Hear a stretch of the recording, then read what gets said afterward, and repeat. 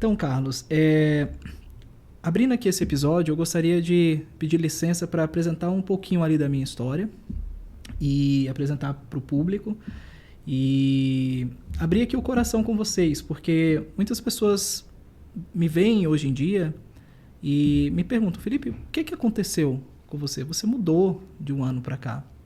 E foi uma mudança que aconteceu ali justamente no dia em que eu já tinha entregue a minha luta, uma batalha que eu estava ali contra a ansiedade, contra a depressão, frutos aí de escolhas, de posicionamentos de vida, escolhas que eu sempre busquei alta performance em tudo aquilo que eu fazia.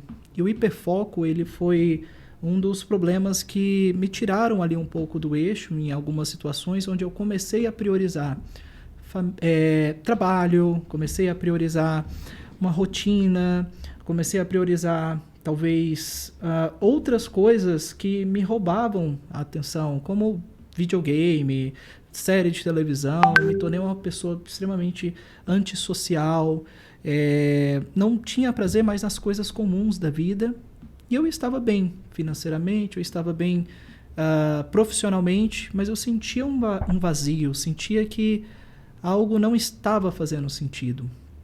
E quando eu ali buscando algumas alternativas, como tratamentos, avaliações psicológicas, comecei a fazer tratamento com antidepressivo, com ansiolítico, para, enfim, tentar tratar das feridas. De alguma maneira, algo me tocou e falou assim: você precisa se religar a uma fonte de vida, você precisa buscar um meio de sair de onde você está, e não é por esses caminhos que você está buscando.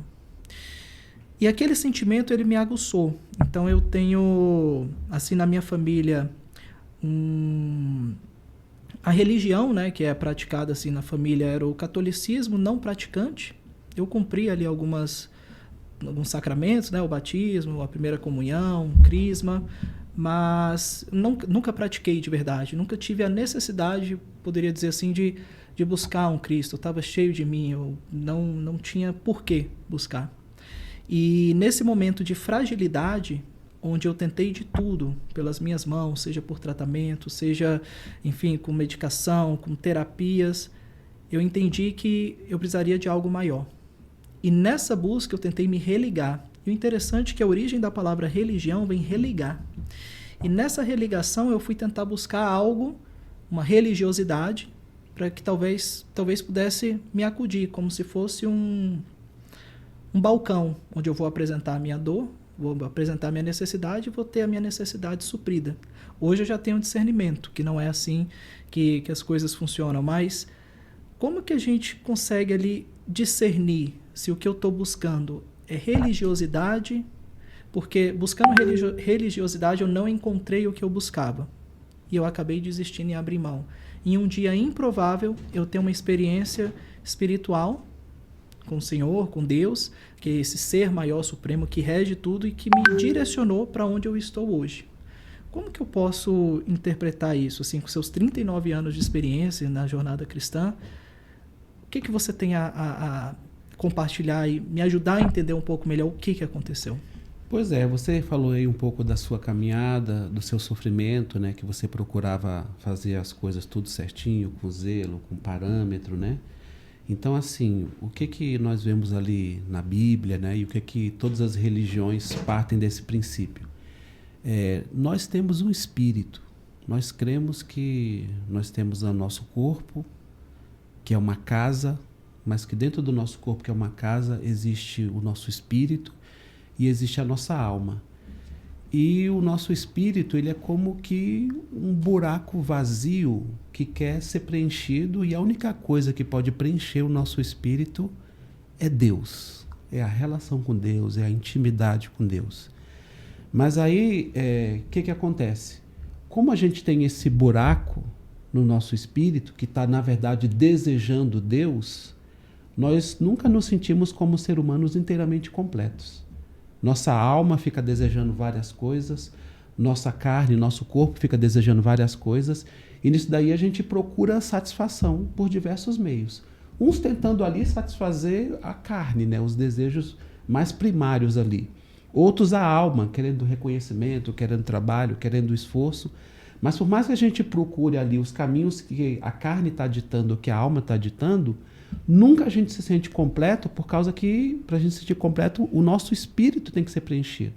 Então, quando você foi falando aí da sua trajetória, né, das coisas que você procurava, era como se, eu vejo assim, você tentasse buscar uma satisfação, um preenchimento, um senso de completude em várias coisas. Só que você ia por um caminho da alma e aquilo não fechava. Ia por outro caminho, aquilo não fechava. Porque ficava algo em aberto, que era o seu espírito ali querendo ser satisfeito. Uhum. Mas como a gente, no começo, a gente começa sem Deus, é como que a gente vai tateando, né? Vai tentando encontrar alguma coisa que a gente não tem clareza do que é. E assim, nesse tentando encontrar alguma coisa, você fala, como é que eu posso saber se é uma necessidade por religião ou por espiritualidade? A verdade é que nesse momento da caminhada a gente não sabe. A gente sabe que sente falta de algo. E aí o que primeiro é apresentado para a gente é a religião, né? Ou ter sucesso na vida para a alma, ou a satisfação do corpo. E nesse tateando, o que a gente não encontra é essa solução plena, né? Essa saciedade.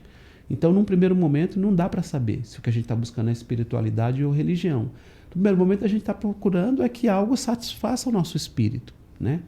E aí, nessa busca pela religião, a religião ela não vai satisfazer. E dentro da gente vai continuar pulsando esse desejo por algo maior. Esse algo maior a gente só encontra na espiritualidade, na verdade, numa relação com Deus. A religião acaba sendo mais uma tentativa que a gente vai se frustrar e não vai conseguir essa satisfação. Entendi. É interessante ouvir isso, porque nessa tentativa eu fiz uma peregrinação. Eu não apresentei aqui, eu sou casado, tenho uma esposa maravilhosa, beijo meu amor, os filhos também, Julinha e Marcos. Nós fizemos uma peregrinação na maioria das igrejas católicas ali da nossa região. Eu não conseguia satisfazer essa sede que eu estava. Então, talvez esse senso, esse tatear, era o espírito clamando para que eu encontrasse, mas talvez a maneira que eu estava buscando não estava correta. Sim, né? Assim, porque o que a gente começa a fazer? A gente começa a buscar por um caminho que às vezes nos é apresentado ou é o mais próximo da nossa memória, do que a gente aprendeu, do que a gente recebeu. Então ali, de repente, na sua caminhada, na sua família, você procurou pelos caminhos mais próximos, mais acessíveis, por aquilo que historicamente te foi apresentado, né? E aí, no caso aí, você foi, em primeiro lugar, como você falou aqui, nas igrejas católicas, né? Nisso que você já tinha essa experiência. Então, deixando bem claro que não é falando nada quanto ao catolicismo em si. Sim, claro. Mas seja o catolicismo, seja o meio evangélico, seja até o budismo, o espiritismo, a primeira coisa que está mais acessível, que está mais na cara, é esse lado da instituição. Sim. É esse lado da religião. Então, uma pessoa, se ele vai no catolicismo, no budismo, no meio evangélico, no espiritismo, né, no islamismo, a primeira cara que é apresentada é a cara da religião, da instituição.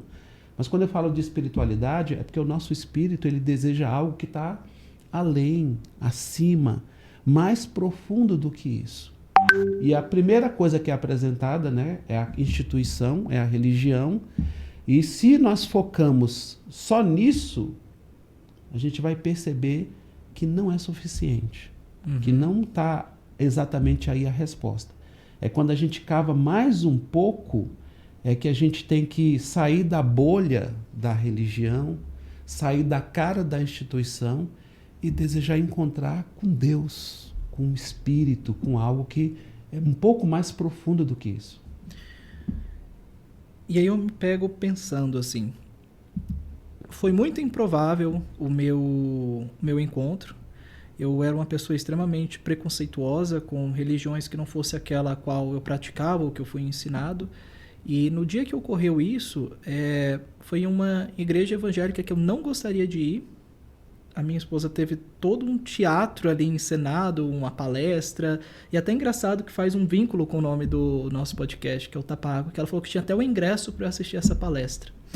E nesse dia, eu não quis entrar, eu não quis participar e saí de lá preenchido. Mas não foi o local, foi a experiência que eu tive.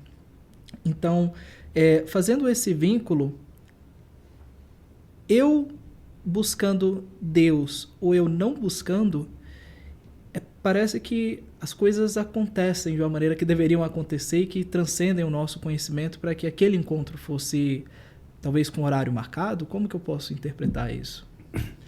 Olha só, Jesus ele fala em João capítulo 15, ele fala o seguinte: não foram vocês que me procuraram, ou que me buscaram, ou que me acharam. Não foram vocês que escolheram a mim, mas fui eu que os escolhi, que os chamei, que os busquei. Então, assim, o que acontece? Quando no nosso coração a gente começa a ter esse desejo de sair tateando e buscando algo maior do que nós, isso não tem origem na gente. Na verdade, isso tem origem em Deus. A Bíblia fala que, quanto ao Senhor, os seus olhos passeiam por toda a terra, procurando achar pessoas cujo coração quer ser totalmente dele. Então, o Espírito Santo também fala em João capítulo 4 que Deus ele procura verdadeiros adoradores, que o adorem em espírito e em verdade. Então, quando você coloca bem assim que por um meio, pelo convite e tal, pela estratégia da esposa, na verdade a gente vai perceber na caminhada cristã que Deus é quem armou esse encontro. Deus é quem planejou, Deus é quem muitas vezes estava nos chamando. Essa sede por algo maior ela é provocada pelo Espírito Santo. Quando nós estamos entregues apenas à nossa própria alma, apenas aos nossos próprios desejos, aos nossos sentimentos, à nossa carne, a verdade é que nós não queremos saber de Deus, nós não buscamos esse algo maior. Se alguém está sendo despertado para buscar esse algo transcendente, esse algo maior, não teve origem em você. Não tem origem no coração da pessoa. Deus é quem faz essas provocações. Deus é quem começa a trazer essa insatisfação, esse desejo. E esse mesmo Deus que traz essa insatisfação, esse desejo, essa provocação, é um Deus que está ali, armando situações, preparando coisas, movendo pessoas, movendo convites, para que Ele mesmo possa promover esse encontro. Então você contou da sua história, né, assim de maneira resumida, dá até para cavar um pouco mais, mas eu vejo ali Deus armando, preparando, chamando, movimentando coisas, porque essa mesma sede que Ele provocou no seu espírito, Ele quer fazer o quê? Ele quer promover esse encontro, para que a partir desse encontro Ele possa caminhar contigo de maneira mais clara, mais íntima, mais pessoal. Por isso que transcende apenas a questão da cara da religião, da instituição. O que Deus está querendo provocar é esse encontro com Ele mesmo, para que possa desfrutar dessa caminhada juntos. Entendi. E foi um encontro assim tão transformador, a palavra seria irresistível, que não era para eu estar lá e no final eu estava falando para minha esposa, eu quero voltar e eu quero mais disso. É uma sede que se tornou uma sede insaciável. E logo nós estávamos procurando entender o que é o batismo, qual a importância do batismo, e não hesitamos em falar, queremos nos batizar, queremos morrer para quem nós éramos, não para nascer uma nova criatura, mas para abrir as portas mesmo e falar, eu quero que a partir do dia do meu batismo, eu, Felipe, morra e nasça o Felipe quem sempre Cristo quis que fosse.